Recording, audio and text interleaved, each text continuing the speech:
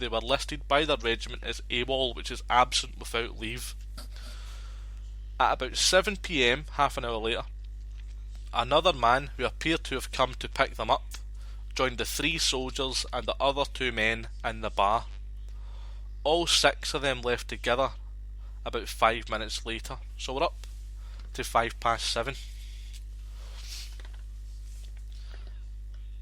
At about 7:25, a witness saw a red Mini turn into Whitebray at Squires Hill in Ligoniel on the edge of North Belfast.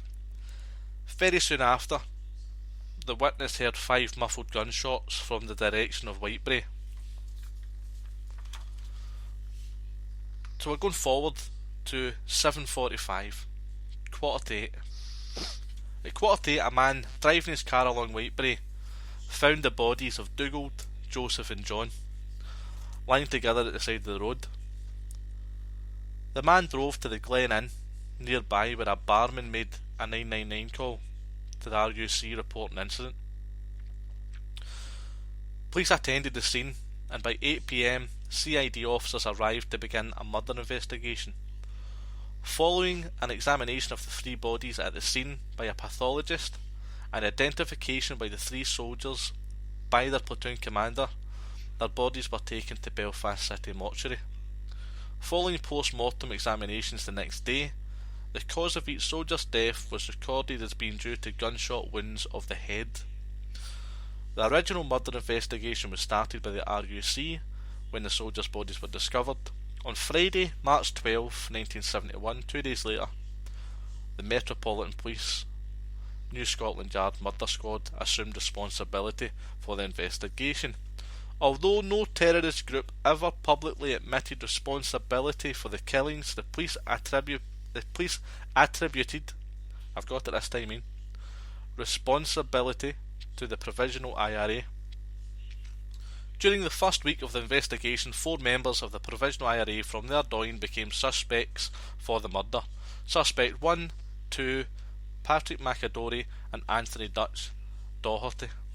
McAdory was shot dead by the security forces in the Ardoyne on August 9th, 1971. In November 71, the RUC arrested Doherty in Belfast. The Met Police detectives interviewed him, and he admitted involvement in the murders of the 3 boys. He implicated the other 3 suspects as accomplices. Now, he wasn't charged in connection with the murders, but he was interned without trial, and the police sought to arrest the other 2 surviving suspects who had gone on the run. We had mentioned that kind of earlier on. That's probably where we'll stop at the moment, Ian, because that's a lot to take in. Yeah, just a couple of things. Did you say it was a Mini that was seen? Did the Mini deliver the gunmen, or was a Mini driving the soldiers? Because the documentary I saw said there was 2 men. You're saying there was a 3rd man turned up to take them. See what's happening here already, Ian. You've heard this, and I'm only going. No, but see, but this is really interesting. This is what we're hoping to kind of get here. You're saying that you believed, and by what you've heard, that there was 2 guys. I've said there was 3 guys. Yeah, other people no doubt heard all these different things. One turned up with a car. Yeah, but I think what we'll go on to towards the end of the show is we'll come away from the black and white, from what's on the historical inquiries, and we'll look at what we know as a community and how it contradicts each other. Right. Because going by this, at about 7:25, a witness saw a red Mini turn into Whitebray on the edge of North Belfast. Very soon after 7:25, the witness heard 5 muffled gunshots from the direction of Whitebray. 5 muffled gunshots. 3 soldiers. And yet, the information I was sort of listening to today and reading said it would have been 6 shots. It was 1 shot, 2 shots, and 3 shots was the method that they sort of murdered these young lads. So you're saying 5 shots were heard, but then again, I'm witnesses... not saying... Yes, I'm saying 5 shots. The information you're saying the information that you've got, the information you've got saying 5 shots. The folks, the information that I'm reading is coming straight from the Historical Enquiries report by the Historical Enquiries team, into the deaths and yet of we boys. all know what the police will tell about witnesses. Witnesses can get confused. Somebody said 5 shots, somebody said 6 shots, somebody said it was a red mini, somebody said it was a blue mini. You know, the things do get blurred. What you're trying to do is see major discrepancies in what the official line is, and as you say, what the community is saying. And for me, I would take the word of the community, because they've got no agenda. They're not agenda driven. And we need to rely on the word of the community, because we cannot, and I'm sure everybody will agree, we cannot take the word for our police force and government at this time for anything to do with the Troubles, because all they do is lie through their teeth. Yeah. So anything that's written down in black and white, anything that we're told, we cannot trust. Unless it comes straight from the kind of grassroots of the community, from reliable sources, I don't really believe it. Well, the ancient Romans had a term, and they said cum granis salis, meaning take it with a pinch of salt. Take it with a pinch of salt. Everything we were hearing, we've got to take it with a pinch of salt. You've got to sort of a wee bit of jaundiced eye and say, well, I don't know, that's conflicting information. So we're going to have to do a wee bit more digging, and we're going to have to sort of take a wee bit more thought into the information that we've been given. Because I totally agree with what you're saying. These commissions and the stuff that they bring out, it's to suit their agenda. Again, go back to the thing, agenda driven. I mean, just go back to the Iraq War, when with the 45 minutes, Saddam Hussein could flatten us on 45 minutes. Yeah. And then you had Dr. Kelly, who committed suicide in Oxfordshire not long after that was disproved with the 45 minutes. It was plagiarised for a 14-year-old girl in America or something like that. You know, it's the government is not lily white. And just keep that to the back of your mind. So therefore, cum granis salis, take it with a pinch of salt. Yeah, I mean, what I said at the start of the report, when I'd read out the main kind of aims of why the Historical Enquiries team was set up, I said that they'd failed. And one of the reasons I'm saying that is, one of the investigators who was working on behalf of the Historical Enquiries team, he contacted the family. One of the members of the family that's inside the hub with me tonight, he contacted him, and he asked if he had any questions regarding kind of the whole thing, the report, the murders and things. As you would, he's asked this family member, do you have any questions for me? Twice this family member has replied through email. He's still waiting for a reply. Still waiting to this day. And yet there is nowhere that the family member can go to highlight this and get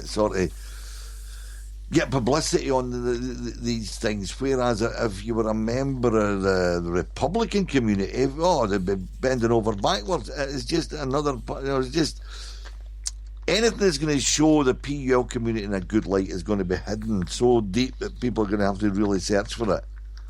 And yet, if it's something that sort of shows the PUL community in a bad light, they're all over it like pie, like tramps into a hot pie. Yeah. Mate, just going back to the gunshots there, the witness that the Historical Enquiries team have put in black and white, just after 7:25, it says that the witness heard 5 muffled gunshots. But if we look at it, Dougal, he was shot once on the back of the head. John, he was shot twice, one on the right hand side of his head and the other in the back of the head. Joe, he was shot 3 times, 2 in the head and 1 in the side of the head. So by my math, and I have never claimed to be an expert at math. No, can I correct you? It's not maths, it's arithmetic. Well, arithmetic.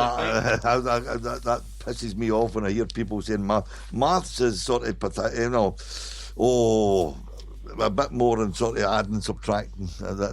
But anyway, what I was going to say, Chris, I was being facetious here. Yeah, that's 6. But you've been in the forces, I haven't. I don't know if I would be able to tell the difference between 5 shots and 6 shots if they were quite quick together.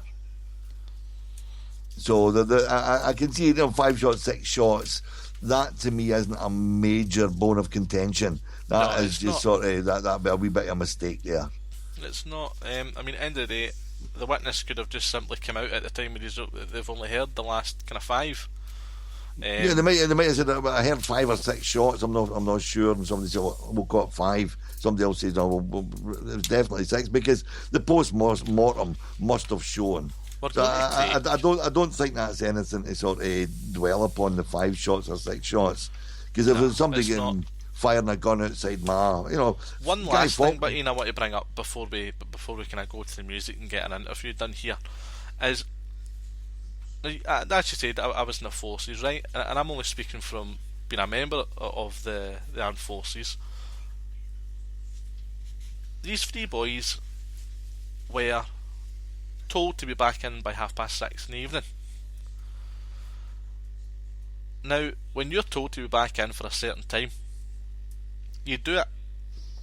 You don't deliberately not be there for that time.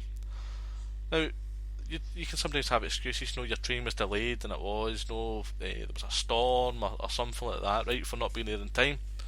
But it says here, about 6:30 now in the evening, which is the time. So these 3 boys should be arriving back at camp, nodding their head to the gate staff and away in to kind of chill out for a while after having a kind of afternoon out. But the Historical Enquiry Report says that about 6:30 they were still in Kelly's cellar with 2 men, one of whom was an ex-British Army soldier from Ardoyne who worked as a postman. I'm just throwing it out there, just kind of food for thought. If I'm told to be back in at 6:30, I'm leaving there in plenty of time to be back in, because I'm not going to put myself out there for a ball booting off a sergeant major by the time I'm back in. Let me just put you right on the spot here. So, as a young man unattached, I know you're married now, but before you were married and you were in the forces and all the rest of it, if somebody said, look, we're going to this party, there's going to be a rake of women there and all the beer you can drink, would you have took the chance? Would you have said, I'll be alright, I'll take the kicking after Sergeant Major and I'll go and enjoy myself tonight? Mate, did you never do it? Did you never ever sort of step over the line, Chris? You're always a sort of good guy. Do you know, mate, and I'm not just saying this, I was always a kind of good guy, because my Sergeant Major was a huge big guy, and from the moment you kind of came out of depot to the moment you arrived at your battalion, they made it absolutely clear what is where the line is, and they made it absolutely clear that if you stepped over that line, you're going to be in a world of hurt, which you don't ever want to kind of call them out on it. You don't ever want to kind of call their bluff, so to speak. But yeah, what you're saying, it's 6:30. No, they're sitting in a pub enjoying themselves. Could it just be they were young boys? It's 6:30. We'll kind of blag it, get it up them. I'm not coming back in for 6:30. Can I ask a wee bit of a question for a wee bit of background information? How long had they been deployed to Northern Ireland? Have you got the answer to that question, Chris, or is that how long had they been deployed to Northern Ireland before they were killed? Yeah. How long?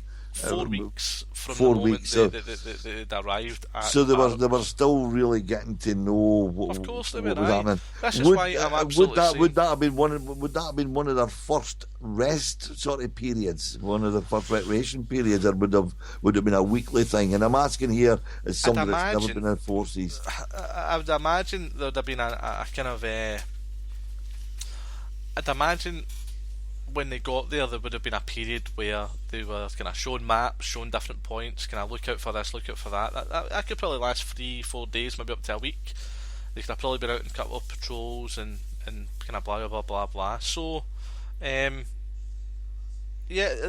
might have been the first rec leave. It could have possibly been. But so therefore, I'll go back to what I was going to say was I'll go there with loyalist RFC. What he's saying is that most guys that he's served with, their tumescence would have overcome them and they would have stayed out. Well, yeah. We've got a caller just now. I'm going to take the caller before we can go to a break. All right, mate? Okay, mate. No problem. Hello, caller. Welcome to the PL Community Radio. Yeah, good evening, caller. Hello, it's Flanagan here. Who's that? This is Chris. Chris, it's Gary Halligan, mate. You alright? Hi, Gary, how you doing? And this is Ian, Gary. I'm just ringing and I'm listening to the show. It's a great show.